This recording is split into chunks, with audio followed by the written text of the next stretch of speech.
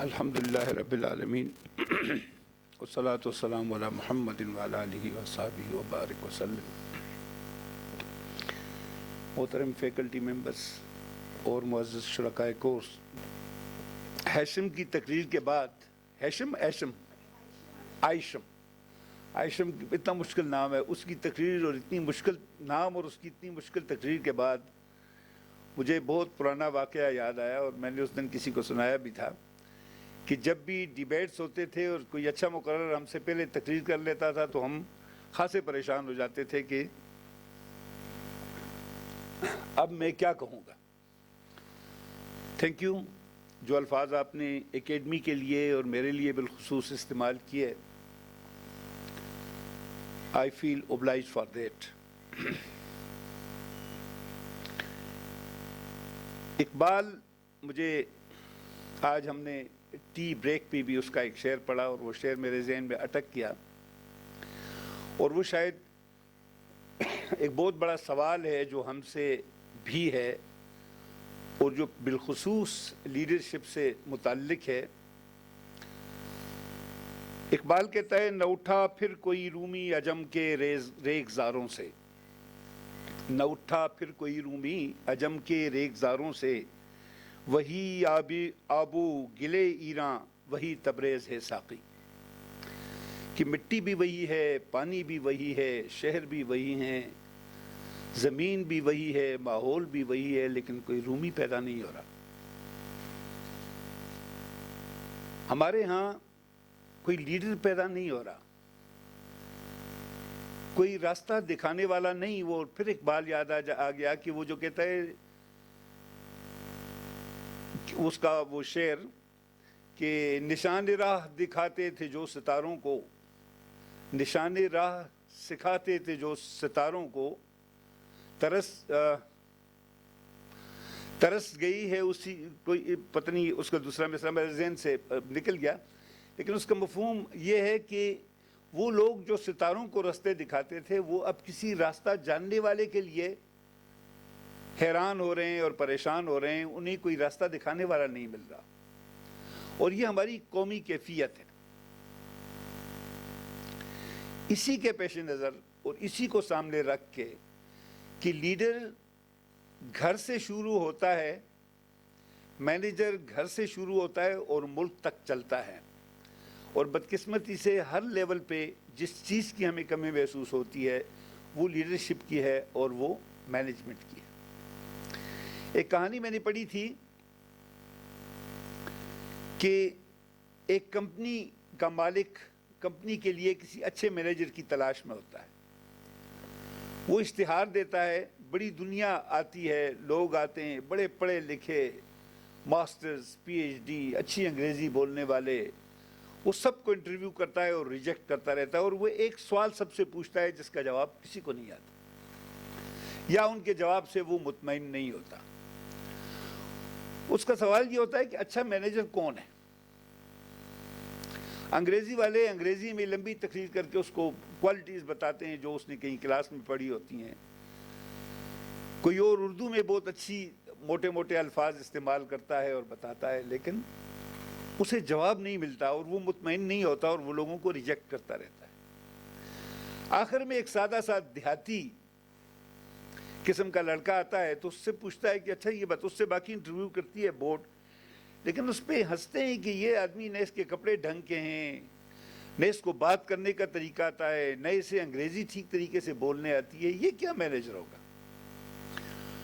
تو کمپنی کا مالک اس سے کویسچن پوچھتا ہے کہ ایک بہترین مینیجر کون ہوتا ہے؟ وہ تھوڑی دیر سوچتا ہے اور پھر کہتا ہے کہ جی، بہترین مینیجر وہ ہوتا ہے جو مالک کو برائے نام مالک رہنے دیتا ہے، جو مالک کو برائے نام مالک رہنے دیتا ہے اور ورچولی پوری کمپنی کو اون کر لیتا ہے۔ تو اس کمیٹی کے جو باقی ممبر ہوتے ہیں وہ ورچولی ایجیٹیٹ کرتے ہیں اور غصہ کرتے ہیں کہ یہ کون سی ڈیفینیشن ہے، لیکن وہ جو کمپنی کا مالک ہوتا ہے اسے وہ جواب پسند آتا ہے۔ وہ کچھ دیر سوچتا ہے، پھر اس سے پوچھتا ہے کہ یہ تم نے کہاں سے سیکھا ہے، یہ جواب تمہیں کہاں سے آیا ہے؟ تو کچھ دوست سوچنے کے بعد وہ کہتا ہے کہ یہ میں نے اپنے گھر سے سیکھا ہے۔ اس نے کہا گھر سے سیکھا ہے، کیا مطلب ہوا؟ اس نے کہا جی میرا والد ملازمت کرتا ہے یا کاروبار کرتا ہے، وہ بہت سارے پیسے لا کر دیتا ہے، مکان اس نے بہت ہمارے لیے بنایا ہے، ہم 4 بھائی 4 بہنیں 8 لوگ اور ایک ماں اس گھر میں رہتے ہیں، لیکن جب ہمیں کپڑے نہیں ملتے اور ہم باپ سے پوچھتے ہیں کہ جی میرے کپڑے، تو وہ کہتے ہیں مجھے کیا پتا ہے، اپنی ماں سے پوچھو۔ جب ہم کھانے کا پوچھتے ہیں تو باپ کہتے ہیں مجھے کیا پتا ہے، اپنی ماں سے پوچھو۔ جب ہم اسکول کی فیس کا پوچھتے ہیں تو وہ کہتے ہیں مجھے نہیں پتا، اپنی ماں سے پوچھو۔ تو کہتے ہیں کہ میں یہ سوچنے لگ گیا کہ گھر کا مالک میرا باپ ہے یا میری والدہ ہے۔ پیسہ میرے والد کا ہے، لیکن ورچولی مالک گھر کی جو ہے وہ میری ماں ہے۔ اسے یہ پتا ہے کہ جوتے کہاں پڑے ہوئے ہیں، کس کے جوتے کہاں ہیں، کس کے کپڑے کہاں ہیں، کس کے کتنے جوڑے گندے ہیں، کتنے جوڑے صاف ہیں، میں نے شام کو کیا پکانا ہے، کس کا کیا چائس ہے، کون ناشتے میں پراٹھا مانگتا ہے، کون خشک روٹی مانگتا ہے، کون انڈا کھاتا ہے، کون جیم مانگتا ہے، شام کو میں نے چاول کھلانے ہیں، دوپہر کو میں نے مکئی کی روٹی یا گندم کی روٹی کھلانی ہے۔ یہ ساری باتیں میری ماں کو پتہ ہوتی ہیں۔ دکاندار کا کتنا قرضہ ہے، اس کو کتنے پیسے دینے ہیں، کس کے بال کٹوانے ہیں، یہ ساری باتیں اسے پتہ ہوتی ہیں۔ تو میرا والد صرف ایک کام کرتا ہے، وہ جاتا ہے، پیسے کماتا ہے، لاتا ہے، گھر میں دیتا ہے، باقی اسے کوئی پتہ نہیں۔ تو مینیجر میری ماں ہے۔ تو اس نے کہا جب میں نے اپنے ماں کے کردار کو دیکھا تو میرے ذہن میں یہ جواب آیا کہ بہترین مینیجر میری ماں ہے گھر کی، اور وہ بہترین اس لیے ہے کہ اس نے میرے والد کو گھر کے تمام کاموں سے بیگانہ کیا ہوا ہے، اور ورچولی وہ تھا۔ اس کو پڑھنے کے بعد میں نے یہ کہا کہ میں یہ کہانی آپ لوگوں سے ضرور شیئر کروں گا۔ You are managers and leaders of the judiciary in the district.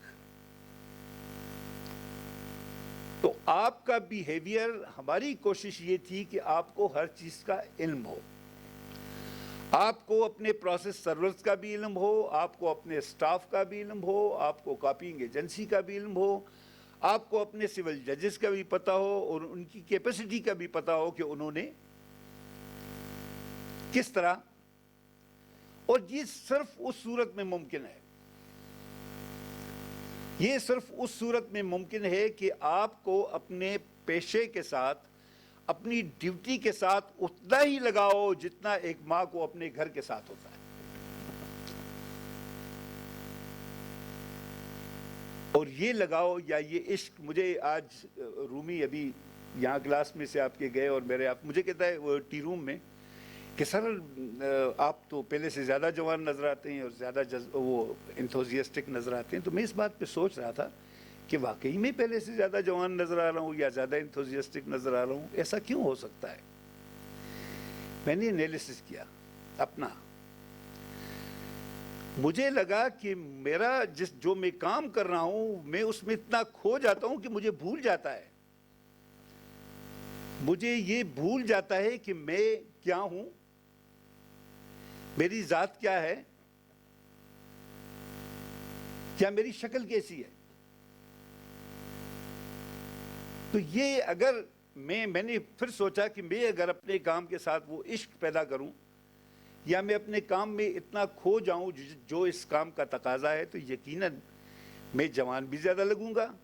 میں ایکٹیو بھی زیادہ لگوں گا، میرے غم بھی کم ہوں گے، میرے دکھ بھی کم ہوں گے، اور اچیومنٹ کا وہ احساس جو ہے وہ مجھے زندگی کا احساس دے گا اور زندہ رہنے کا شوق بڑھائے گا۔